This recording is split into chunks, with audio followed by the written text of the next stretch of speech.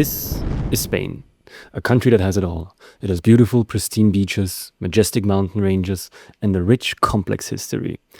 And it is also home to one of Europe's worst corruption scandals. Over decades, more than 120 million euros were stolen from the Spanish people through a scheme that was so simple that it basically vanished behind the curtains of Spanish bureaucracy. Welcome to the Corvus Chronicles, and today we will be breaking down the Spanish corruption scandal that brought down a whole government, the Gürtel affair. Now, if you think Gürtel doesn't sound very Spanish, you are indeed correct. The name for this case comes from the man responsible for it, Francisco Correa Sanchez. And Correa means belt, and Gürtel is the German word for belt. You get the idea. Anyway, to understand the case, you need to understand the environment that made him successful in the first place. After the fall of the Franco dictatorship and Spain's move to a democracy in 1978, the country experienced an economic boom, mainly driven by its construction industry. Between the mid-1990s to 2007, Spain built more homes than Germany, France, and the UK combined. And all of those extra houses needed additional infrastructure: roads, schools, hospitals, airports. And this is where Correa comes into the picture. He started off by building friendly relationships with the mayors of small municipalities all around Spain, offered them to help them whenever they needed to organize an event or any kind of festival. Correa was also quite talented at so-called sobremesa politics, which is a word for over-dinner political business deals. The deal he often made with the officials worked like this. One of Correa's shell companies would apply for a public contract at an inflated price, and the officials would make sure his company would win the contract. The municipality then paid this inflated price. Correa pockets the difference and gives part of it back to the officials who helped his company win the contract in the first place. Initially, he started out in the suburbs of Madrid, but over time his scheme grew all over the country, from Galicia over Andalusia all the way to Valencia. This scheme worked not because it was especially innovative, but because it was simply ignored or accepted by most people. It became part of day-to-day business in Spain. However, there were two important people who did not simply look away. The first one, Ana Garrido Ramos, was a civil servant in a small town hall of a Madrid suburb, and she noticed how somehow the same companies kept winning public contracts. So she started collecting evidence, documents, emails, contracts, everything that could be of use. The other one was José Luis Pais, a councillor for Spain's conservative party, PP, the same party that Correa had connections to. In fact, Pais was part of Correa's network. He took money from him. He benefited from the corruption scheme.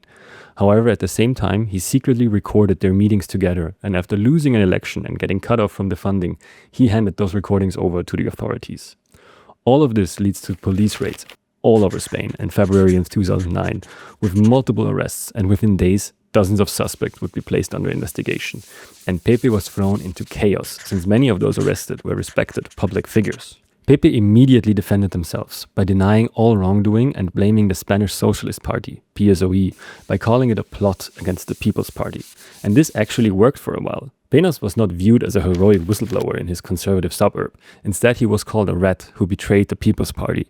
Similar things happened to Ana Garrido, who faced death threats, was sued by her town hall for defamation, and eventually had to quit her job.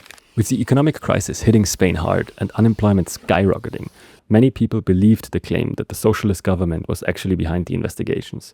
And in the 2011 general elections, Pepe actually won. However, even after rising to power, the Gürtel investigation would not stop. And in 2013, another explosive revelation would be made. The newspaper El Pais published the handwritten accounts of ex-Pepe treasurer Luis Bárcenas, which proved that Correa was just the tip of the corrupted iceberg. For decades, Pepe has been running a fund which took donations from businesses and then divided the money to local politicians who in turn would favor those businesses for public contracts. Basically the same scheme that Correa was playing, but at a national scale. And Pepe was not just involved, it was the middleman in all of it, by hiding the connections between the donations and the contracts. In May of 2018, more than 10 years after Pais and Ana Garrido first reported their findings, a verdict finally came in. Francisco Correa was sentenced to 51 years in prison, the longest corruption sentence in Spanish history, and Luis Bárcenas received 33 years. The People's Party itself was also convicted as a direct beneficiary of the corruption scheme and received a fine of 240,000 euros. However, the reputational damage was far worse. Just a month after the initial verdict, the PP Prime Minister Rajoy lost a vote of no confidence in the Spanish parliament, and at the next election, PP lost more than half of their seats in the Spanish parliament. The Gürtel case was a political earthquake in Spanish history. Before the scandals, Spain had one of the highest political satisfaction rates in Europe, but nowadays the trust in political institutions is one of the lowest in Europe. Correa and Pepe weren't the only bad fruits in the basket.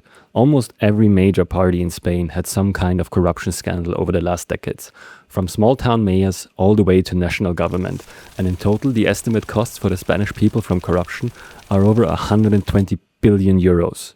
This is money that belongs to the Spanish people, that should have been invested in schools, roads, healthcare and pension, and instead it was used to buy big houses, yachts and throw extravagant parties. The Gürtel scandal shows us what happens when corruption becomes normalized, when people look the other way and accept it, and how it damages the trust in public institutions. Thank you all for watching. If you like this deep dive into Spanish corruption, leave a like, comment and subscribe for more videos like this. Bye!